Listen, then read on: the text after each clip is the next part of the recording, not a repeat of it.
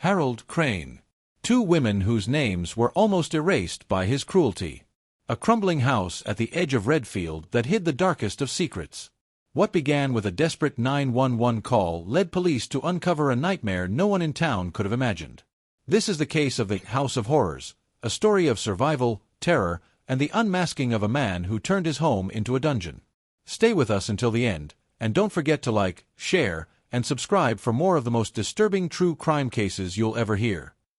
On a warm summer evening, the streets of Redfield were quiet, the kind of stillness that made people feel safe in their homes. Families were finishing dinner, kids were out riding bikes, and neighbors were watering their lawns. It was the kind of night where nothing seemed out of place. But inside the town's police dispatch center, something shattered that calm. At exactly 9:14 p.m., a 911 call came through. The operator answered as usual, expecting to hear about a car accident or a domestic dispute, but instead was met with a sound that made her heart drop. It was the voice of a woman, faint and trembling, struggling to speak. Only a few words came through clearly. "Please, help me." Her tone carried more fear than most operators ever hear, and then, just as suddenly as it began, the call was cut off. Dispatchers immediately traced the location of the call. The signal came from a house on the very edge of town, near the woods where Redfield city limits faded into overgrown farmland. The address was one that raised eyebrows among the officers. The house had a reputation, though no one could ever quite agree on what it was. Some said it was abandoned, others claimed a man lived there but kept to himself. There were rumors among local kids that it was haunted, but adults usually dismissed it as just another old property left to rot. Despite the uncertainty, procedure demanded an immediate response. 2 patrol cars were sent out, their lights cutting through the darkness as they left the heart of town behind. The officers in the lead car, veterans of the department, exchanged uneasy glances as they pulled down the narrow road that led to the house. By the time they arrived, night had fully settled in, the only illumination coming from their headlights and the faint glow of the moon. At first sight, the house looked as though no one had lived there for decades. The roof sagged in places, paint peeled away in large strips, and the windows were either broken or covered with boards. The yard was overrun with weeds that stretched waist-high, wrapping themselves around a rusting fence that barely stood upright. The driveway was cracked and full of weeds, and no vehicle was parked nearby. If not for the trace of the 911 call, the officers might have assumed they were at the wrong location. Still, their training told them that appearances could be deceiving. They got out cautiously, the crunch of gravel beneath their boots unervingly loud in the silence of the night. The air was heavy with the smell of damp earth and something else they couldn't quite identify. They approached the front door and knocked loudly, announcing themselves as police. The sound echoed through the house, but there was no answer. They knocked again, waited, and then tried the doorknob. It was locked tight. Circling the property, they peered through gaps in the boards over the windows but saw only shadows. The silence was oppressive, broken only by the distant hum of insects in the overgrown grass. Every instinct told them that something was wrong. They returned to the front and gave one final warning before forcing the door open. The wood splintered with a loud crack, and the officers stepped inside. The first thing they noticed was the air. It was stale, suffocating, and carried a foul odor that made one officer cover his nose. Their flashlights cut across a living room that looked frozen in time. Old furniture toppled over, a television smashed in the corner, and layers of dust thick enough to coat everything in gray. The wallpaper was peeling from the walls, and strange stains streaked across the floorboards. As they moved deeper inside, the tension only grew. The 911 call was still fresh in their minds, and every creak of the house felt like it might reveal the source. They checked the kitchen, where dirty dishes sat stacked in the sink, covered in mold. A refrigerator hummed faintly but smelled of rot when opened. It was clear someone had lived here, but the question was when, and where they were now. The hallway leading to the back of the house was narrow and suffocating, with doors on either side. Each one the officers opened revealed something strange. One room had locks bolted on the inside of the door, as though designed to keep someone trapped within. Another room was nearly empty, save for a mattress on the floor and a single light bulb dangling from the ceiling. Then came the basement door. It was slightly ajar, and from the darkness below came a faint sound, something soft, like a whimper, barely audible over the pounding of their own hearts. The officers paused, exchanged a silent look, and prepared to descend. The house that had appeared abandoned from the outside was suddenly revealing its secrets, and none of them were good. The 911 call had led them here, but it was quickly becoming clear that what they were about to uncover would be far worse than anything they could have imagined. The moment the officers stepped farther into the house, the smell hit them with full force. It was thick, clinging to their clothes and their skin, a mixture of mildew, rot, and something far more unsettling, something that hinted at decay. Their flashlights swept across the rooms, and with every movement, the shadows seemed to shift as if the house itself was alive and watching them. The deeper they went, the more it became clear that this was no ordinary home. What lay before them was a place built not for comfort, but for something sinister. In the living room, overturned furniture looked as though it had been thrown in anger or panic. The walls bore marks that didn't match accidents, long, smeared streaks of something dark and dried. Empty liquor bottles littered the floor, mingling with broken glass and old newspapers. But the most disturbing detail was the locks on the inside of the bedroom doors. They weren't the type meant to keep an intruder out. These locks faced inward, the kind you would use to keep someone in against their will. It was an unnatural arrangement, and one that made the officers feel the first true stab of fear about what they might find. As they moved cautiously through the narrow hallways, they found more signs that the house was not what it seemed.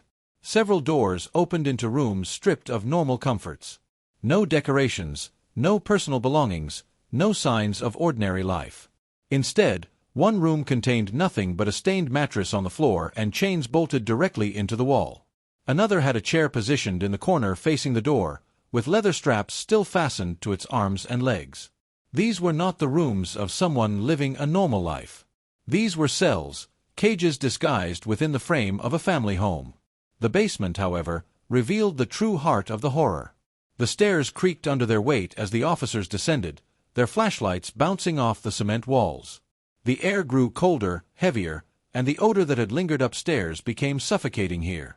At the bottom of the stairs, the beam of light illuminated metal bars. At first, it looked like the kind of fencing you might find in a kennel, but then the officers realized what they were staring at.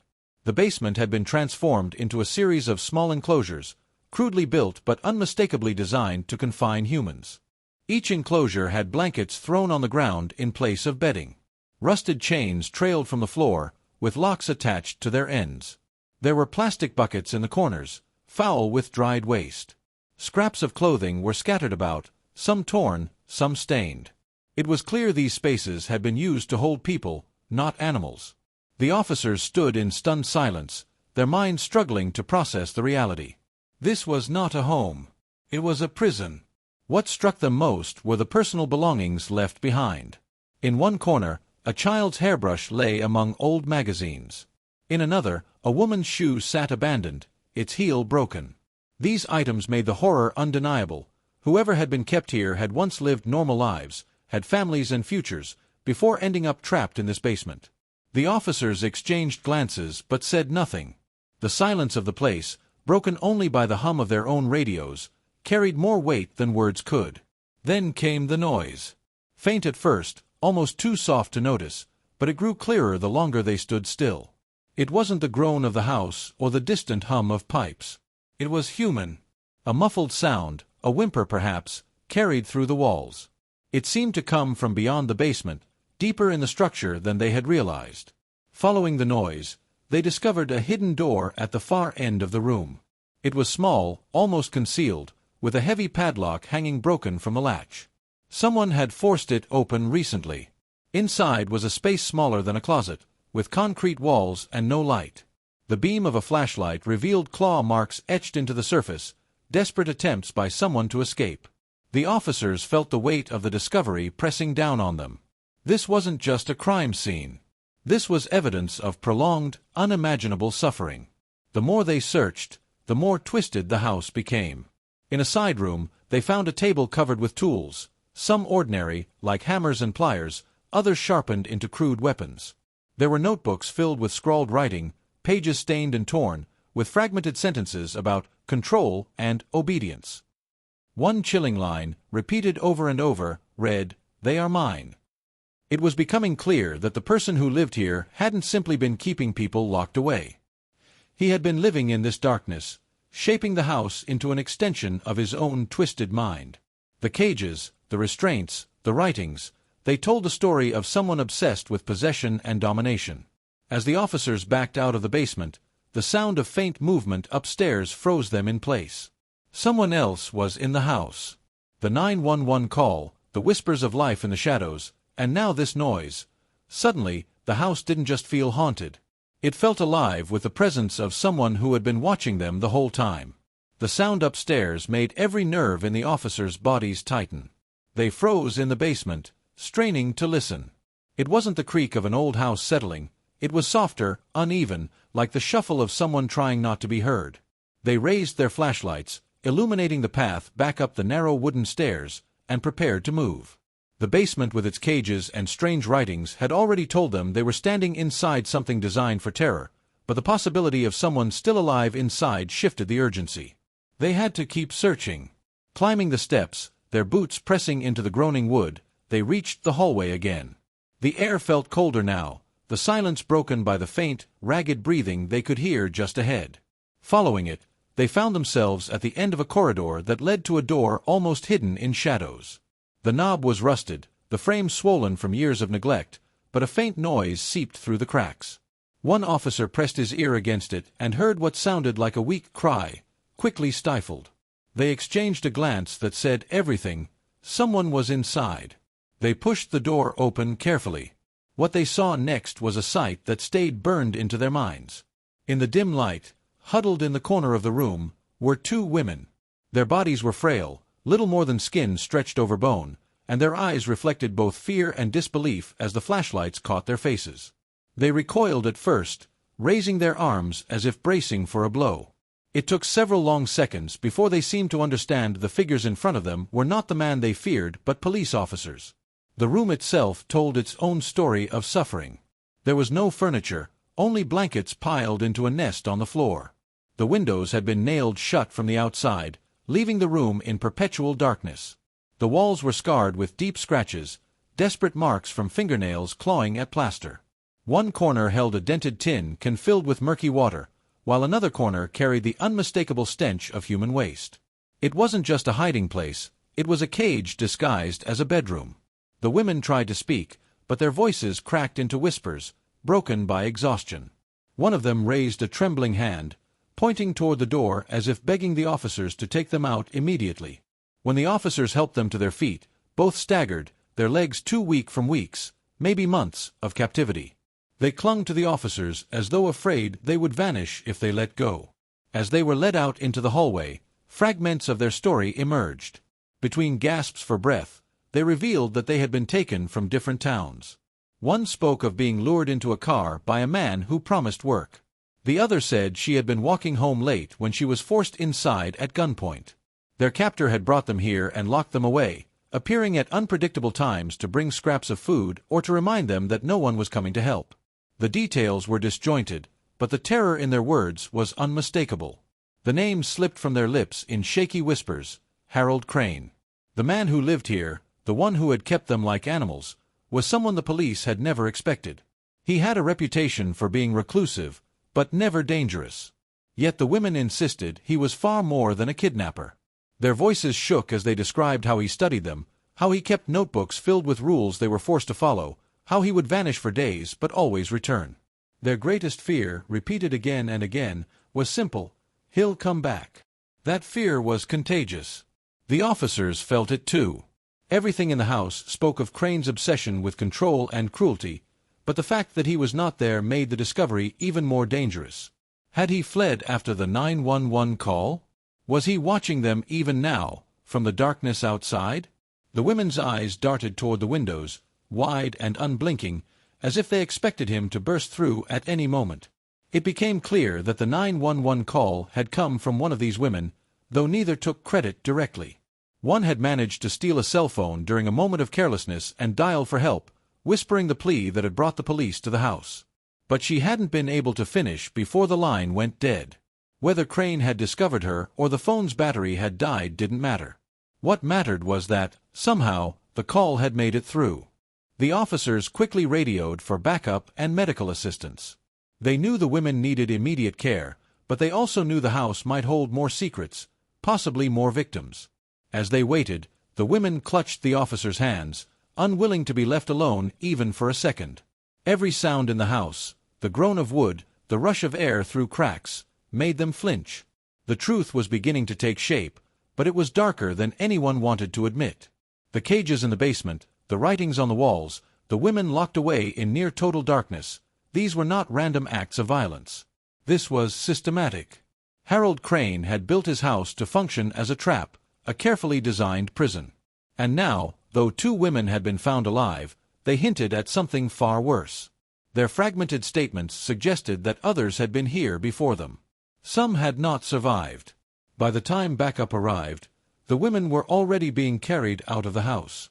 They clung to the officers as though letting go meant certain death. The neighbors who gathered outside watched in disbelief as stretchers were rolled out from the darkness, realizing for the first time that the strange, decaying house at the edge of town had been hiding something far worse than broken shutters and overgrown weeds. The house wasn't abandoned. It was alive with secrets. And somewhere out there, Harold Crane was still free. The discovery of the women turned the quiet town of Redfield upside down. By dawn, word had already begun to spread that the house everyone avoided, the one children whispered about during dares, had been hiding something far more sinister than anyone had imagined. Inside the police department, detectives worked without rest. The survivors, though frail and traumatized, had given them a name, Harold Crane. The hunt for him began immediately. Crane had been known to some in the community. A contractor by trade, he had worked odd jobs around town over the years. He was the type who kept to himself, a man who avoided conversation and slipped away quickly after finishing a job. There were whispers that he lived alone after his family abandoned him, though no one could say for certain why. He had no close friends, no partner, no children. To most, he was invisible. But to the detectives combing through the wreckage of his house, he was a predator who had spent years perfecting his cruelty. Evidence gathered from the property painted a picture of a man who thrived on control. Notebooks filled with crude handwriting described methods for breaking a person's will. Some pages read like experiments, detailing how long someone could go without food, how long it took before fear turned to compliance. One book was filled with sketches of the very cages found in the basement, labeled with measurements and notes about improvements. But most chilling were the entries that hinted at victims who had come before the women who were rescued. Phrases like, "She lasted 3 weeks," and "He broke on day 5, suggested that not everyone survived the horrors inside the house. Detectives realized quickly that they weren't just dealing with kidnapping. They were facing the possibility of multiple murders, perhaps spanning years. The search for Crane became the department's top priority. His name and face were broadcast across state lines, his mugshot pulled from an old arrest for trespassing years earlier. Roadblocks were set up, and officers canvassed nearby towns, showing his picture to anyone who might have seen him. At first, there were no solid leads. Some locals admitted to seeing him in recent months wandering near hardware stores or lumberyards, buying supplies, but nothing more. His trail seemed to vanish the moment the police had entered his home. Days passed, and the pressure mounted. News stations from neighboring cities descended on Redfield, broadcasting live from outside the crumbling house.